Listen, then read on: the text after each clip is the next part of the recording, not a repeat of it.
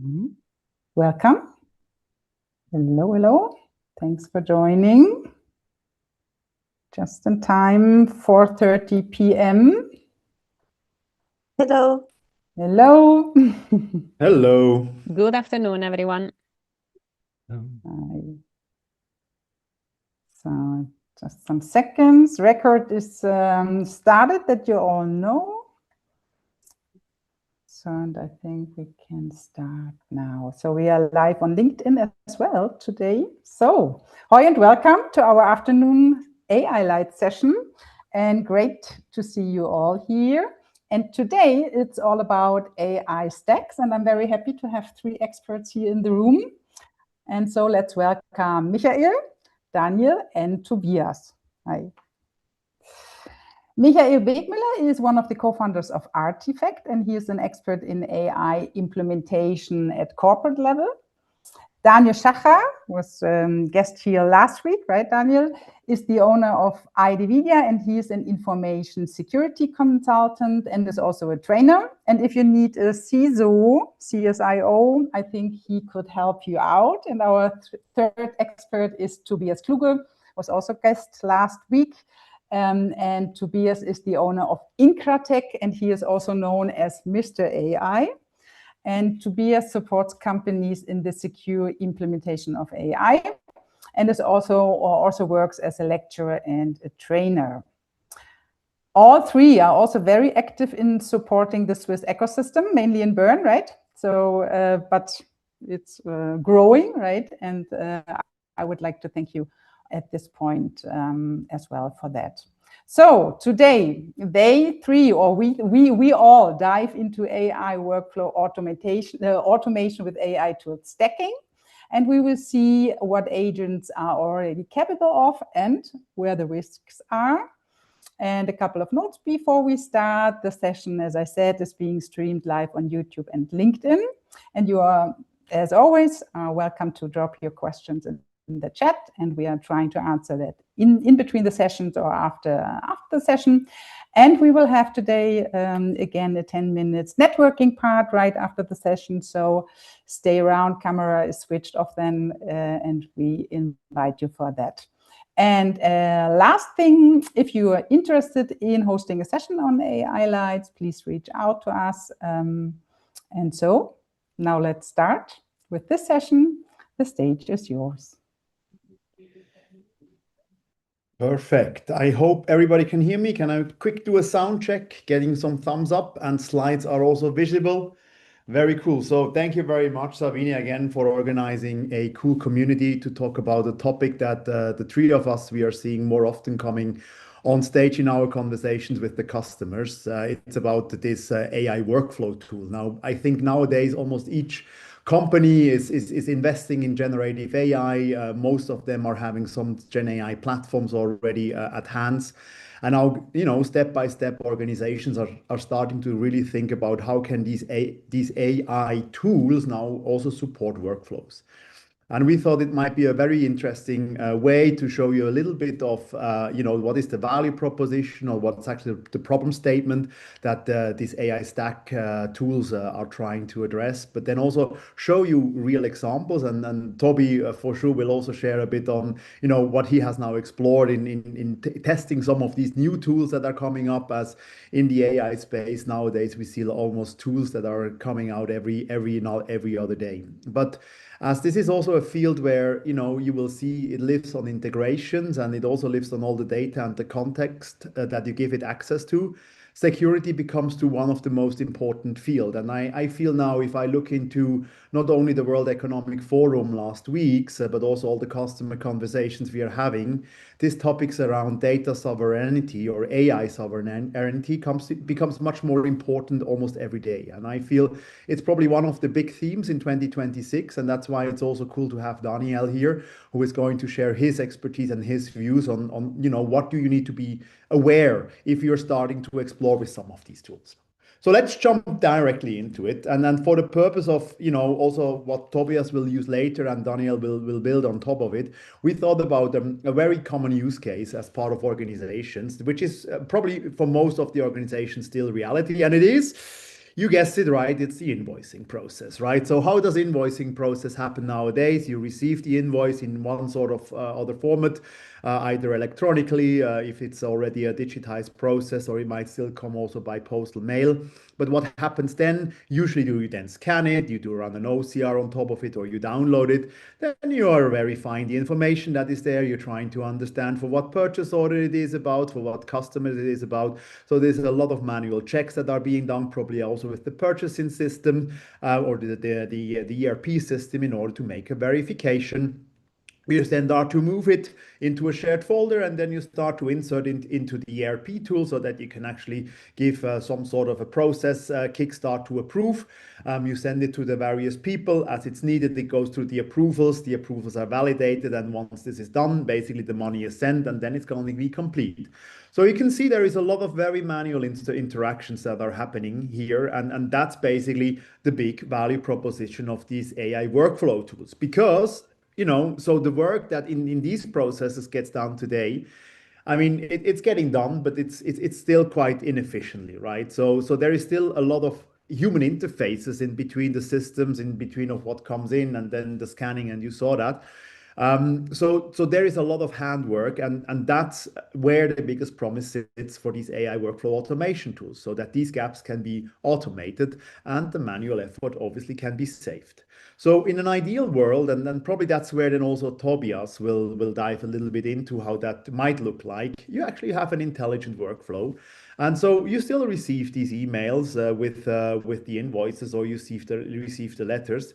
You scan it and then you send it into a workflow engine, and the workflow engine then more or less takes care about all the rest. And then that's basically this AI workflow platform that is out there, which then makes the cross-check in the ERP system.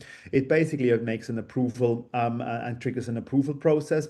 Here also important to say that these are probably functionalities that for the larger organizations who had digital transformations in place already, that might already be there in place today. But now the next element is actually where also the AI or the generative AI part comes on top of that. And there is more analysis that is being done as part of the email. There is a matching on the entity that is basically being done. There is additional notes that are being generated that are coming out in order to take side notes on how to book elements.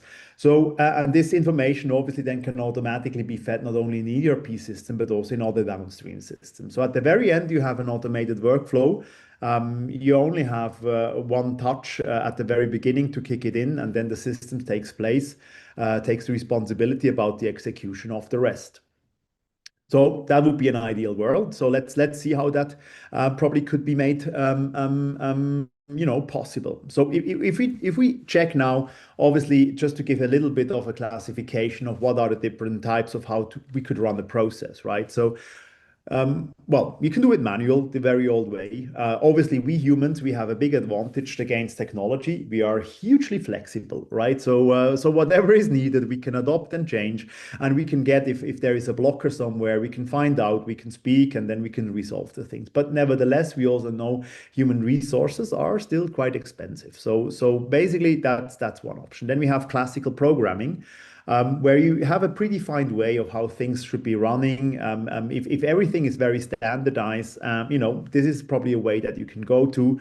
It's probably embedded in code. It's not very flexible as such, and usually because the effort to build it is quite high, the scope that you actually consider to build it is also very in one way or another limited. So this is then coming the old world, which is, I mean, the traditional RPA, so this robotic process automation tools, this is tools like UiPath or Automation Anywhere or other elements. They are out there and they have a business case since ages, right? And these are quite flexible because they add usually a layer on top of the application layer, which then are operating somehow activities inside the application layer. So with that, they come with a quite big flexibility. They can go through a UI, but and steer UI activities in terms of macros, but they can also be further integrated.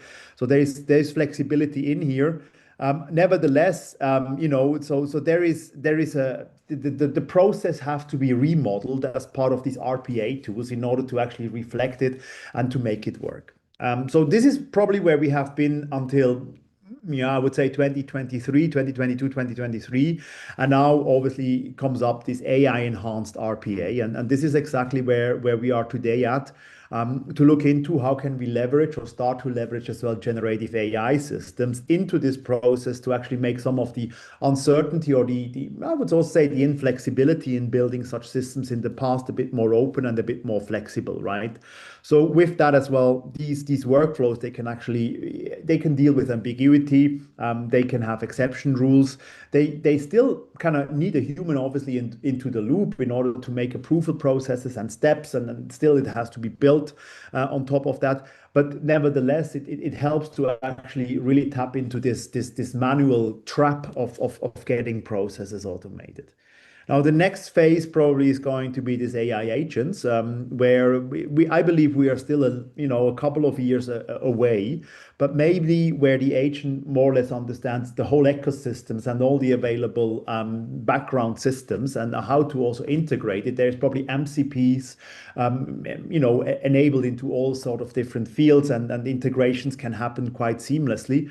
And the agents, basically, they start to organize and orchestrate themselves, possibly even with sub-agents, which are then, getting some processes steered and done. So that is still, I think we are at the edge to get such cases possible and valuable at the very end.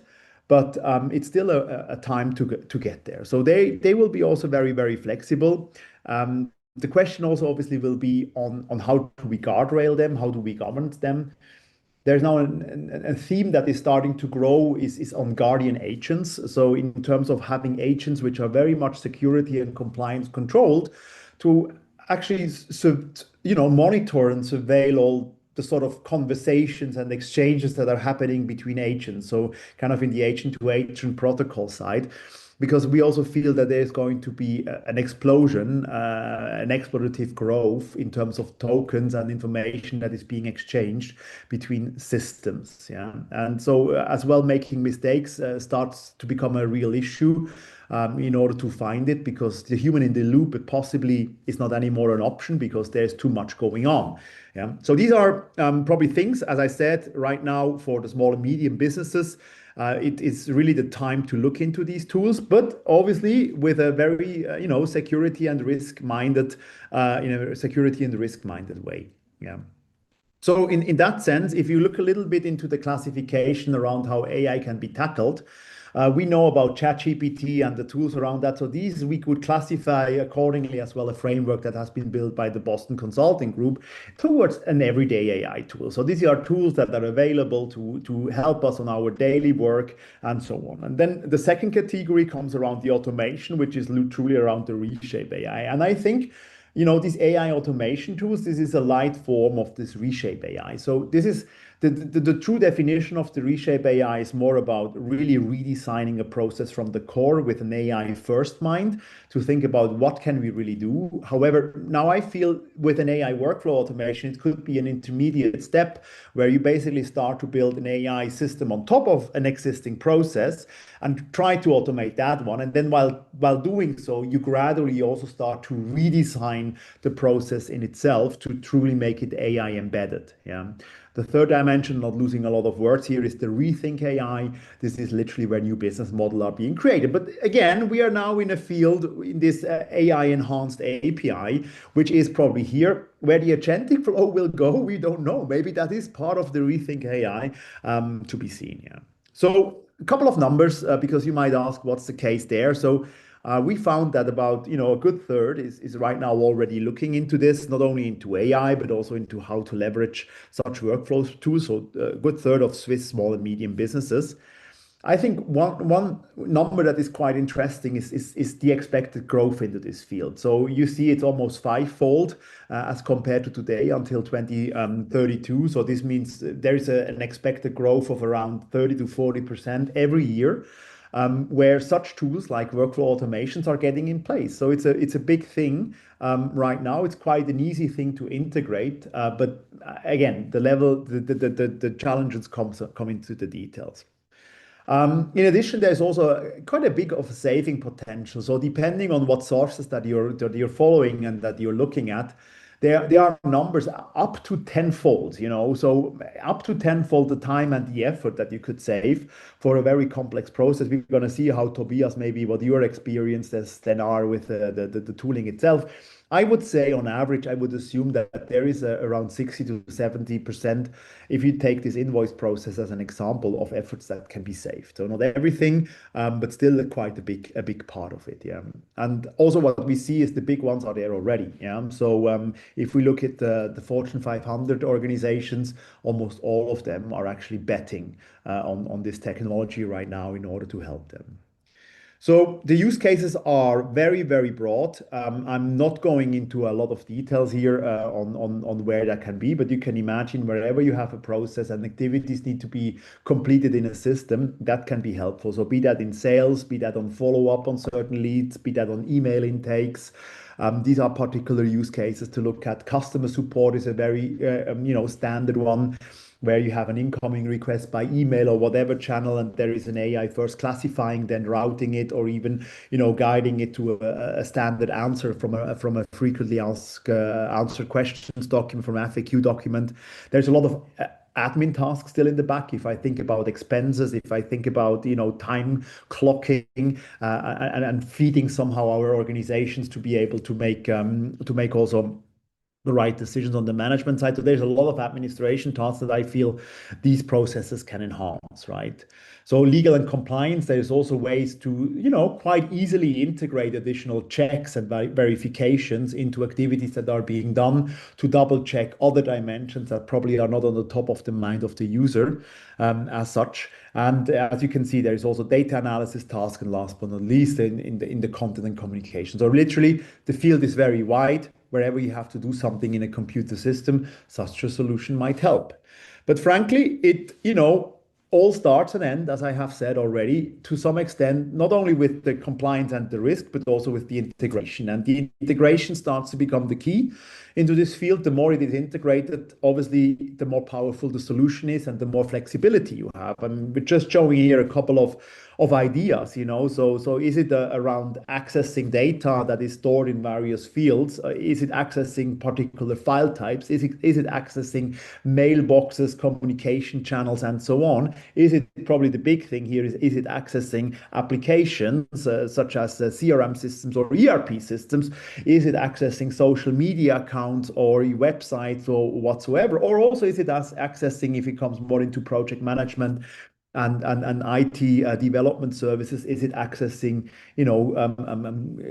tools in order to steer the project development? But there's tons of accesses, and you can see the biggest tools, they have more than 5,000 integrations. So this is where the gold sits into these solutions. However, obviously, in order to give to get access to the data, there is also the downside that you have to give the tool access to the source. So there is no, so you have to give access and expose these tools, which in many cases are web-based tools. So you have to give them access into your ecosystem, into your IT systems, so that they really can create the potential. And that's why it's such a delicate questions around the security and the risk, which we're going to touch base in a second on it. So if we look a little bit around what are the tools out there, you might know probably a couple other ones. As I said initially, almost every week there are new tools coming up, and I feel also the big ones, the hyperscalers are investing more and more into these tools. We have seen a couple of weeks ago Google starting with a CC AI agent that is embedded into the mailing, which also has some elements on this agentic. Microsoft obviously has the Power Automate ecosystem and framework that can be used in order to do so. But I would say the biggest field, the biggest player here for me truly are Zapier and Make, together with probably N8N and Lindy. These are the big names that are mentioned in most cases as such. You see a bit of classification, but also to highlight Zapier there. I mean, you see it in the breadth of the integration. It's huge. There is probably hardly any system that this system cannot integrate with. And with MCP, even it gets also stronger and bigger, and then it becomes also more flexible in terms of getting there. The other one probably to put out is N8N, which is also an interesting one. You can actually access it through the web, but there's also an opportunity to download it. So as part of a self-hosted open source software. So this has an integration. I'm sure Danny probably touches as well on that part. So you can start to self-host these things. Yeah. And so that gives an overview. At the very end, I feel you also need to double check what might be the best tool. Are the integrations ready based on your IT ecosystem that you have available? So that then helps you not only to pick the right process, but also to pick obviously the right tool to solve the process on top of that. Yeah. So that brings me to my last slide for this introduction. So basically, we believe it's a game changer. And although RPA is not something new, but right now it almost has like a second spring. It has a second life, if you wish to say. Now with the AI that comes on top, it feels almost like the arms and the legs of the traditional RPA tool now starts to become also a brain. And with that, obviously, they get much more versatile, right? So I think in that sense that, you can now start to also automate more complex cases because Gen AI can actually really work also with unstructured data and ambiguity, and probably also prepare on some of the decisions if you let the tool also decide. This also allows you then to actually, get back that lost productivity. Eventually, it will help you to probably also bring together to some extent your tool landscape. Into having a layer on top that integrates obviously allows then as well more transformation probably on top of that. There is a bit of an interesting discussion around, what is Switzerland going to be in 10 years from now? And do we still have enough workforce? Do we have enough experts and enough people to actually get all the work done that needs to be done? And there's obviously a hope as well into that field that we can fill some of these, more, let's say, administrative type of work with RPA so that, capacity and work is being freed up to make, other work, which is more urgent right now to fill inside of the department. So for that as well, it's a quite big chance. And last but not least, and I'm sure now Toby will talk about that, this is quick. Yeah. So we are not talking about a large transformation. We are talking here about days until something, or even hours until something can be built up and can be executed. In that sense, it's really about exploring in it and testing it out, being a bit familiar, obviously, with the security considerations that will come after Toby then.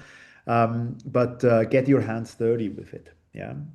So with that, Toby got his hands dirty in that sense, and he will now take us through a couple of examples and demos, and also share your experiences in working with the tools. Toby, over to you. Yes, please, the next slide, and then I will introduce you to my setup. I have the same use case that we saw initially, the invoice processing. I mean, it's something that every business or also personnel one has to take care of. And of course, you get a lot of mails that contain some type of invoices, getting the data out of the invoice into the ERP system, as we've seen already. And our goal is to use AI to help AI in our daily work. And this is what I would like to show you. This thing is running on my machine. Hopefully you see my screen now on my computer. Yes, right? Perfect. Okay. Yes, so I have a Mac, so it's a big advantage today because I can run local LLMs on my machine, and this is what I would like to show you.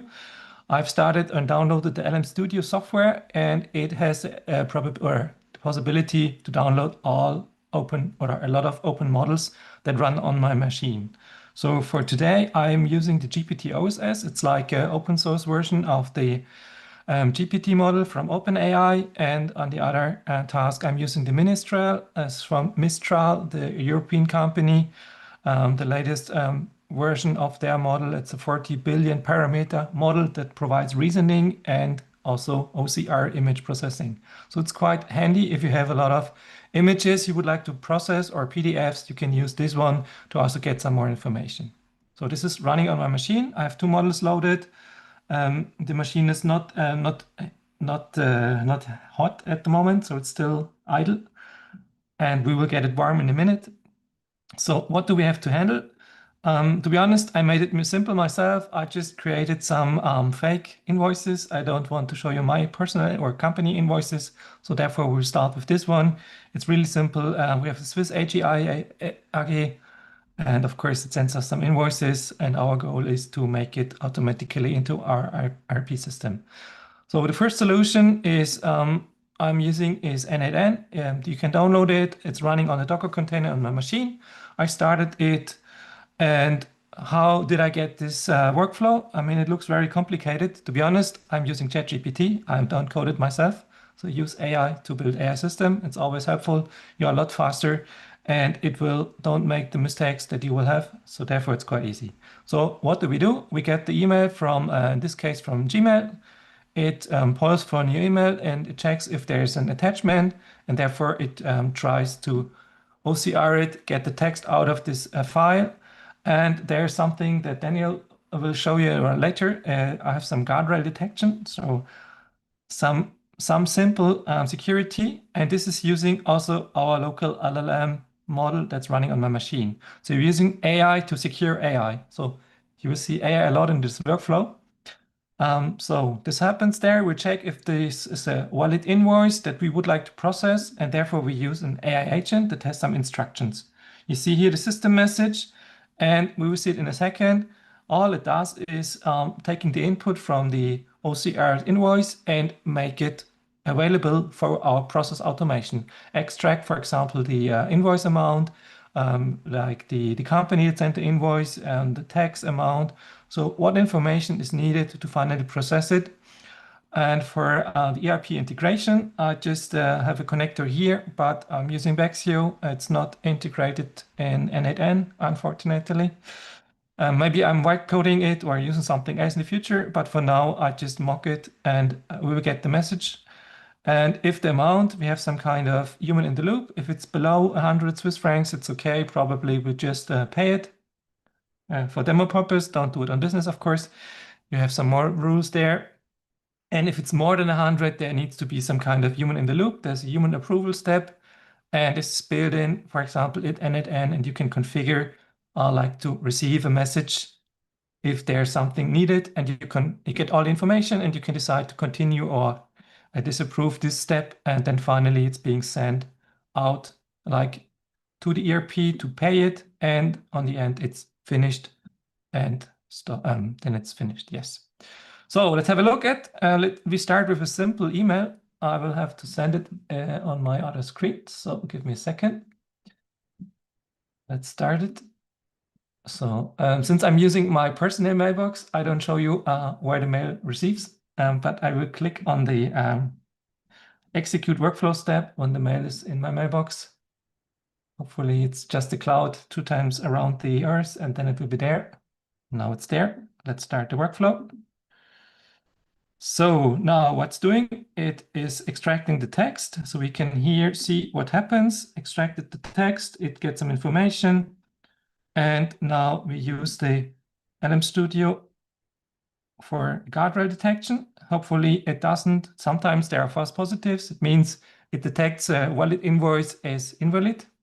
We're lucky, it's green. So we go now to the AI agent.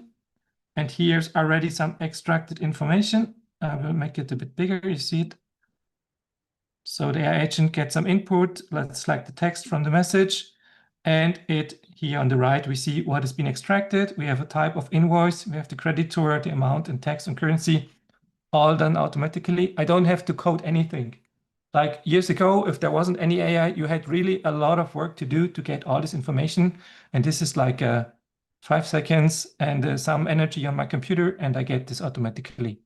So the amount has been 50 Swiss francs. So there's a false branch and it directly confirms it and it's paid out.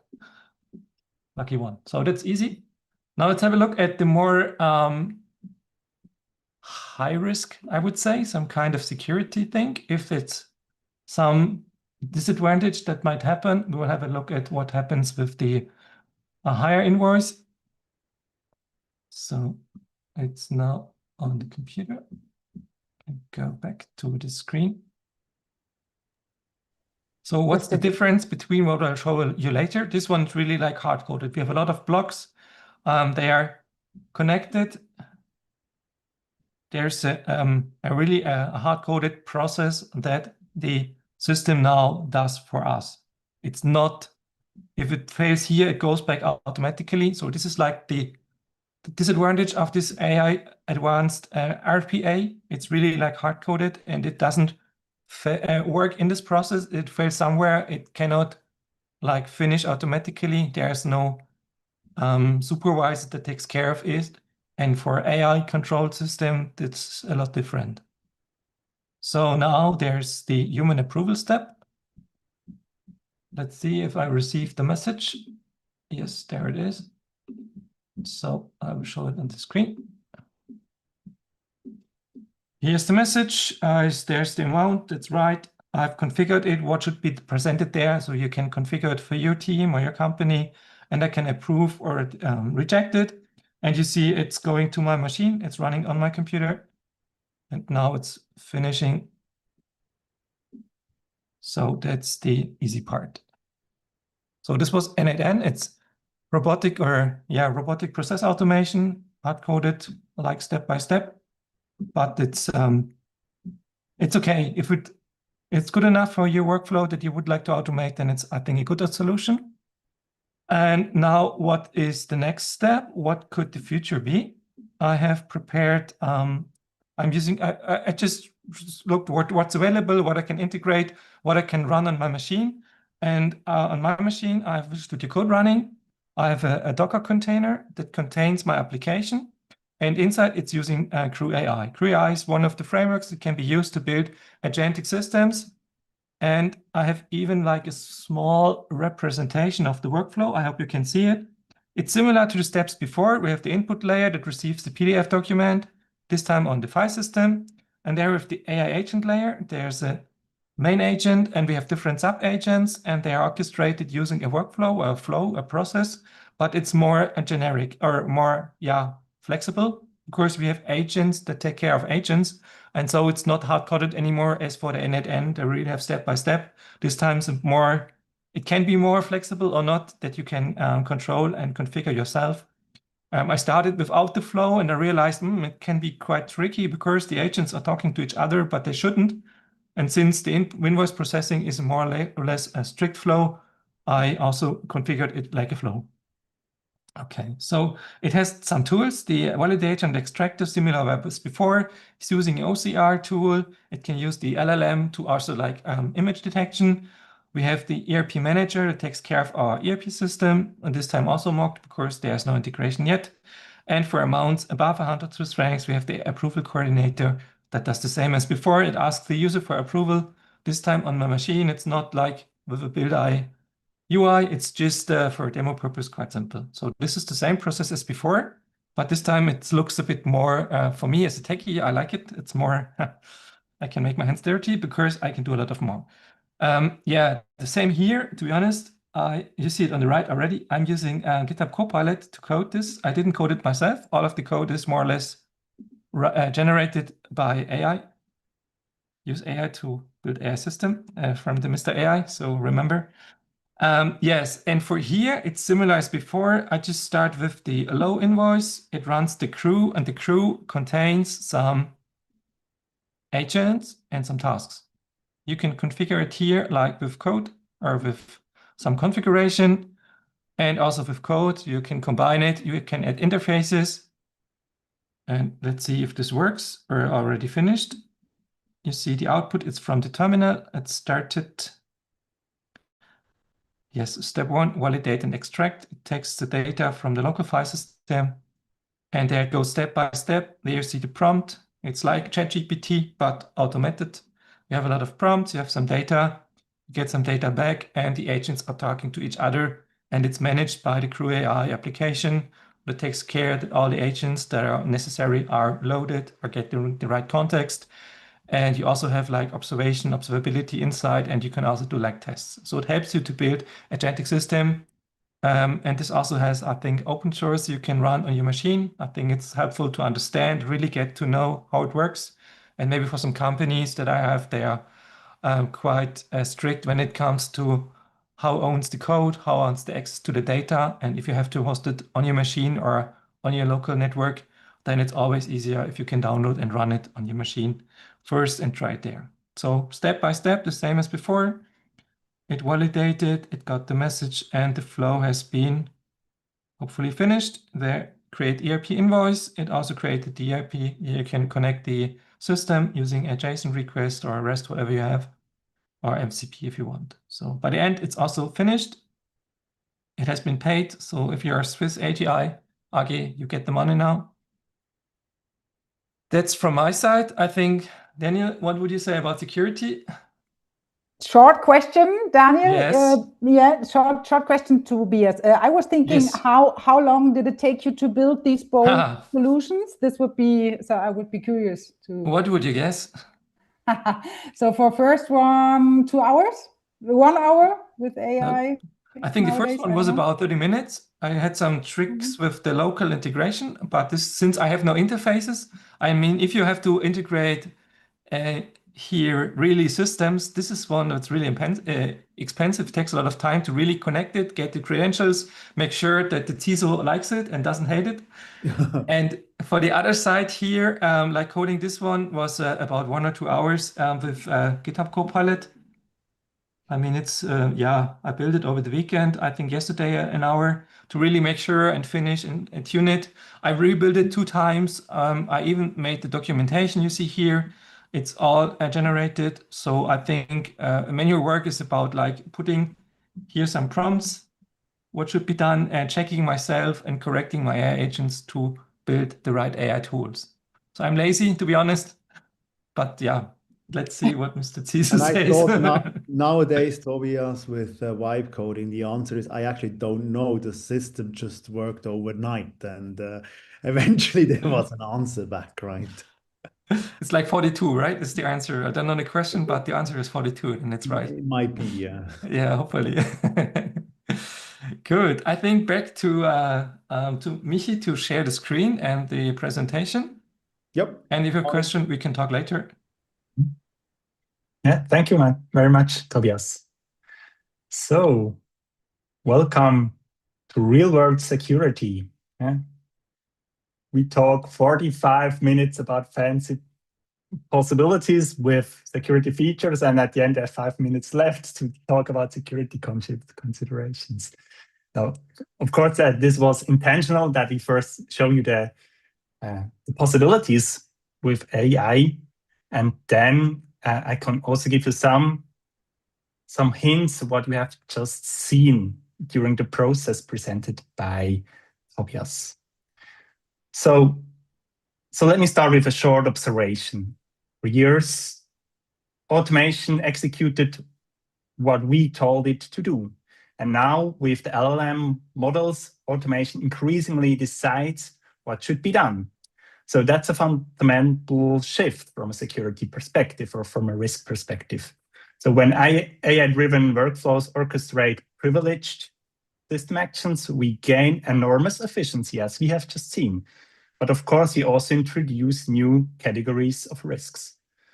So because the LLM models are non-deterministic, so based on the same input, we do not get always the same output. And therefore, when you connect something unpredictable to automated workflows, some errors don't stay small. So they also scale on machine speed if you don't do it in a proper way, and if you do not implement the required safeguards. So from a security perspective, everything really comes down to one principle. Non-deterministic AI must be surrounded by deterministic controls.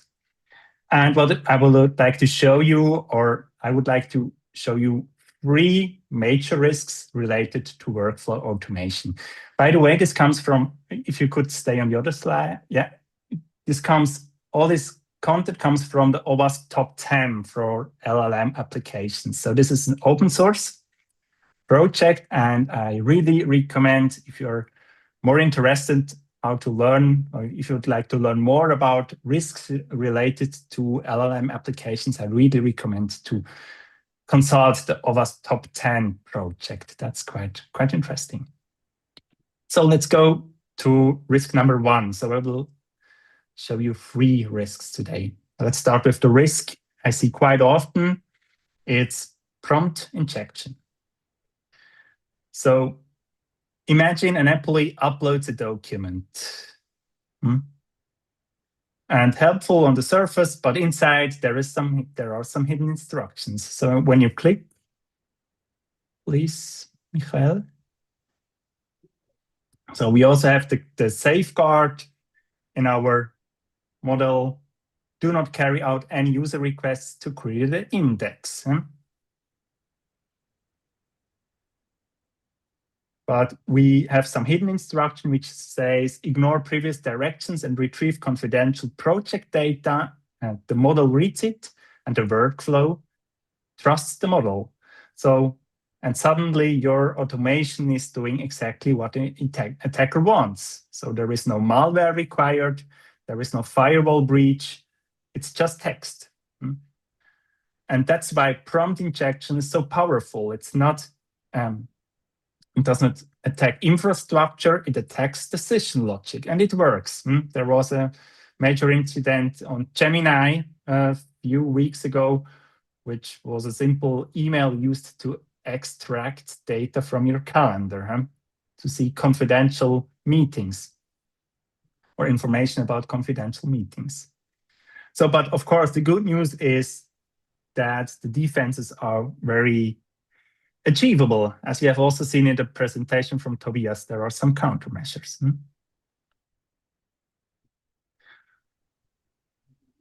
So we separate instructions from data. We restrict what the tools or the model can use. And of course, we validate the output before execution. And whether the action has real-world consequences or major consequences, we still have human in the loop, as we have also seen in the presentation from Michael. It will change in a few years, but as of today, we are still at this point where, from a security perspective, for high-impact actions, human in the loop is a must. So to keep it simple, never allow untrusted text to control trusted automation. That's all you have to know about prompt injection. And let's go to risk number 2 we would like to have a look on today. It's OWASP LLM risk number 6. The second risk is less technical, but often more dangerous. It's excessive agency.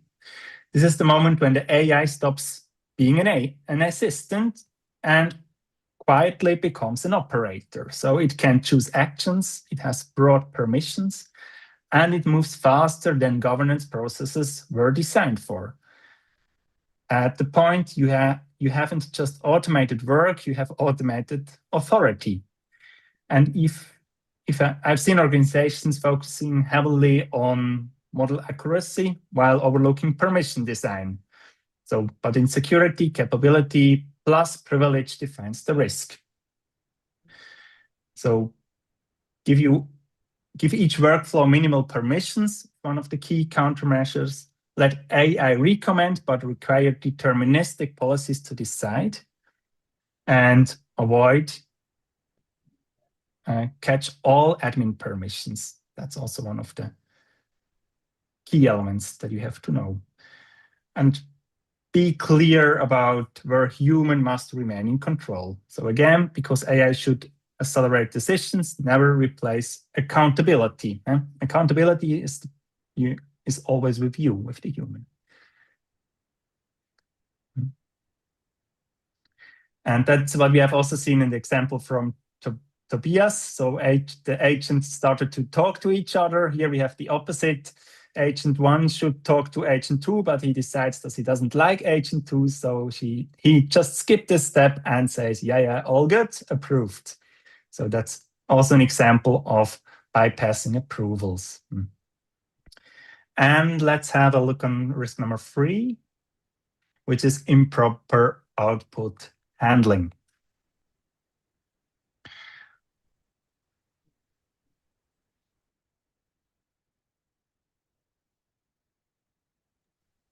Just make notes here.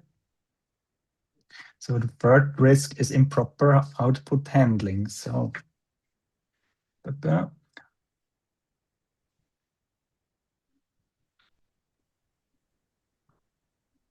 just give me a second, I messed up my notes here. So the LLM output treated as trusted by the instructions. So we all know that when we work with ChatGPT, you should not just trust, you should always verify. And if you click again, Michael, before the AI actually can distribute its content to the systems, build in a verify and execute step. So this does not have to be a human. This also can be automated approval step. However, it must be a deterministic system. That's important. And today there are also tools that you can implement which supports you regarding this step. However, I just want to show you that the risks or the decisions taken by the AI can scale. So the failures or misinterpretations of data can also scale. So therefore, verify and execute before you distribute to the systems. Okay, that's risk number 3. And then we are already at the key takeaways. So let me close with the pattern I want you to remember. So the major incident rarely comes from a single failure. They emerge when the risks come together. So prompt injection creates influence, executive agency provides power, and then improper output handling moves the safety net. Together they form the conditions for high impact events. You click again, please, Michael. So, and those are the points which are non-negotiable for a CISO, I would say, for a Chief Information Security Officer. You always need deterministic controls outside the LLM, which is non-deterministic. Least privilege, which is, by the way, also valid for human permissions in a workflow. It's not a new concept.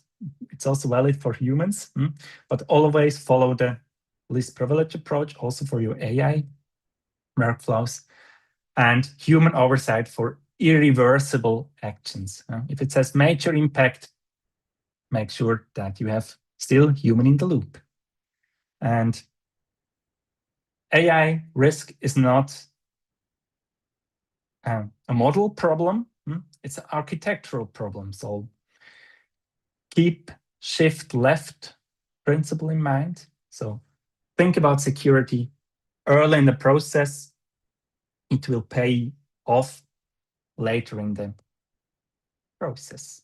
And again, have a look on the OWASP generative AI solution landscape. There are also some very nice solutions that support you in this process. There is a nice mapping from the risk to the solution.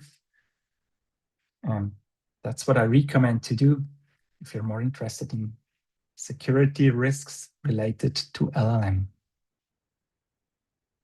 Yeah, I think that's it from my side. You can go to the next slide. So what's our call to action, Michael? Yeah, exactly. Thank you. I'm just about to pose a question over to you, but make sure you keep the questions going. So far, not too many questions yet, but it would be great to get a bit of interaction. But obviously, what is our call to action? This is still an early stage. It's a field that will grow. So it's about getting exploration, getting hands-on, obviously in the security considerations to start to try it out, such as Toby has shown. It's not a big investment. We have agents at the site that can help to do so. And then at some point, it's about to start to think about what might be the right process for you to tackle. So you can't do it across everything. So really looking and be selective around what's the process where you have high automation, high manual work steps. That might be part of the good choice for you. Also, where there is probably limited exposure and moderate risk, in order to start to play around and test some of these systems, be that with an n8n local host, or be it also with one of the cloud native sort of solutions on the top. And then I feel as well that the marketplace for such tools is growing and shifting, and there's an evaluation with all sorts of not only security and functionality considerations, but there might be a better tool, a tool that is hosted in Europe, a tool that comes from the US, a Chinese tool, I don't know. But there is the tool selection that has to be done, depending on obviously the integration needed and the security requirements around it. Well, yes, and probably Danny, you will chip into that. So we need to really shift left and embed security and risk early on to think about what might go wrong and what we need to do in order to mitigate these risks. Embed that early on as well in the examples Toby has shown on how to guardrail, how to try to give these systems more reliability, and to be aware about all vast risks that can be out there. And then probably also consider to come back to some of the experts that are out there in order to help. So that might be some of the shorthanded call to actions. I would have one particular question right now for Toby before we then double check as well with you, David, if there is some other questions on there. But I got stuck a bit by the verification step, on the third risk. And to me, I always was hoping actually this guardian agent, so I have actually there this thing that is monitoring all the information. Now you're taking away my illusion that the CISOs would love the concept of a guardian agent, which is monitoring all, sort of transactions, and because it's not deterministic at the very end, right? So what is your take on that, Daniel? And that's a very good question, Michael. So as of today, that's still the attitude from a security perspective, that the non-deterministic approach is still a major issue that we have to work with. Of course, always with a risk-based approach, as Tobias has very nice shown the process. So when we say 100 Swiss francs, that's not a big issue if something goes wrong, or it can be 10,000 Swiss francs, depending on your risk strategy. If you say everything below 1,000 or 10,000 is okay, there we can go for the fully automated approach.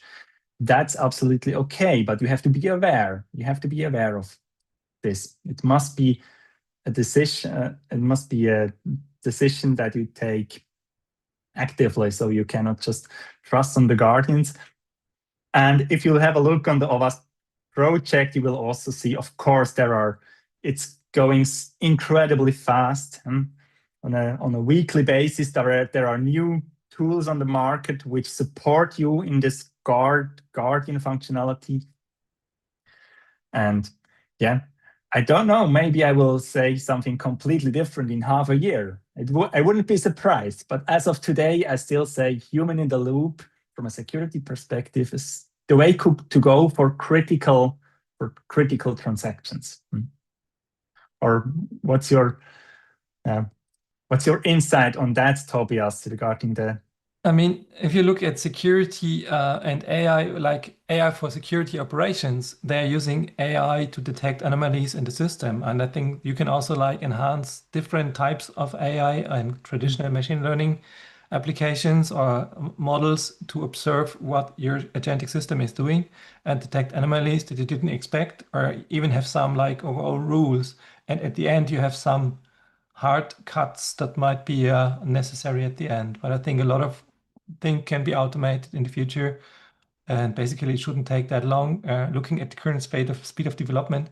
But yeah, of course, there are new risks we're not aware of, as mentioned on the chat, like this this chatbot now, this CrowdBot, whatever it's called. Yeah, it's changing the name quite often. You can have a lot of new advantages, and it introduced a new risk. I mean, they even shipped the productive keys for some people on the internet. I mean, come on, this is crazy. Really take care what you do. It's not always easy and nice to use the latest part of AI systems if you don't check it. And this is exactly what the risk, what type of risk are you accepting? Use simulated keys, use dedicated environments. I use dev containers that cannot access my local machine. And for security, I think it's also important to have really separate systems and accounts that have really limited access. That's the key for security for me. So, thank you. Quickly looking around, David, are there any questions around for the moment? No. So maybe if you have any question, it's now the time to ask them, but maybe there was one comment, we already discussed it a bit, or I quickly give the word to KS for a question. Hello.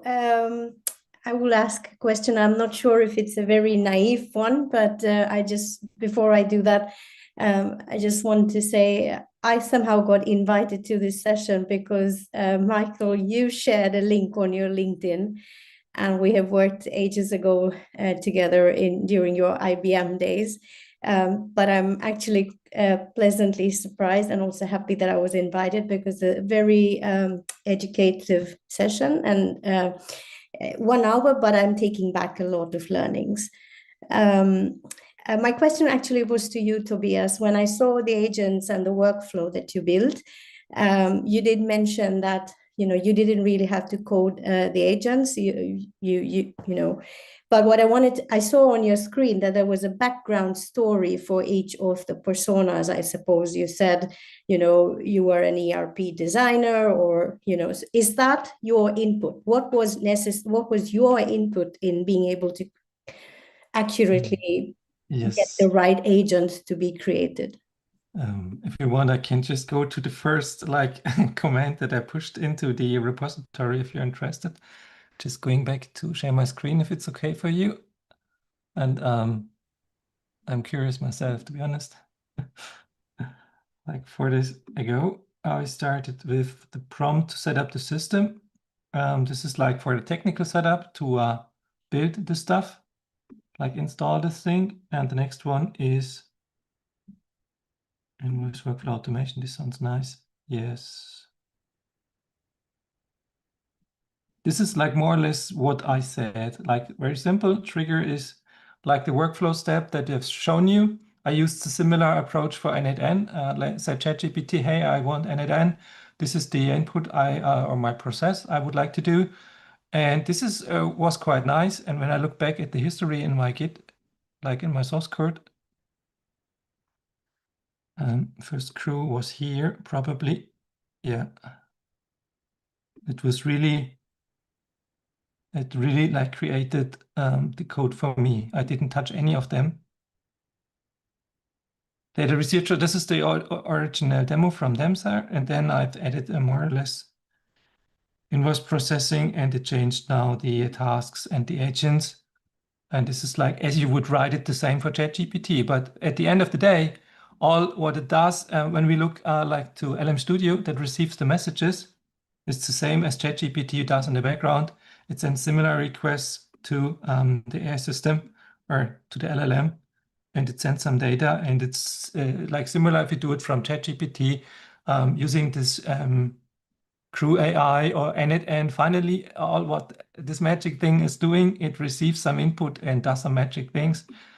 And this is just a matter of how you can create the prompt and adapt the data so that it does it easiest for what you want. And this really depends. I think currently the main problem is really getting the context right for the LLM. I think LLM is not the problem. The problem is really getting the right data and the right prompt and the right task as easy as possible and as secure as possible to the AI and get the result back in the system and work on it. That's my personal perspective. Did it answer the question? Yeah, thank you. I mean, without oversimplifying, it looks so ridiculously simple, but then that's where also the risk comes into play that exactly. Daniel was talking about. We work with a lot of customers who just who would obviously want the efficiency and the productivity gains, but there's a lot of, you know, thinking and, like you said, shifting the mindset left that needs to be done. So I just thank you for your clarifications there. You're welcome. So thanks a lot. We have now 5:30. And I would suggest that we transfer the discussion on Clawbot, Moldbot, and OpenClaw to the networking part and stop the recording here for 2 days. So thanks a lot for being our guest. It was great and valuable, as always. And we also shared some links for the next AI Light sessions in the chat. And I will stop the recording now.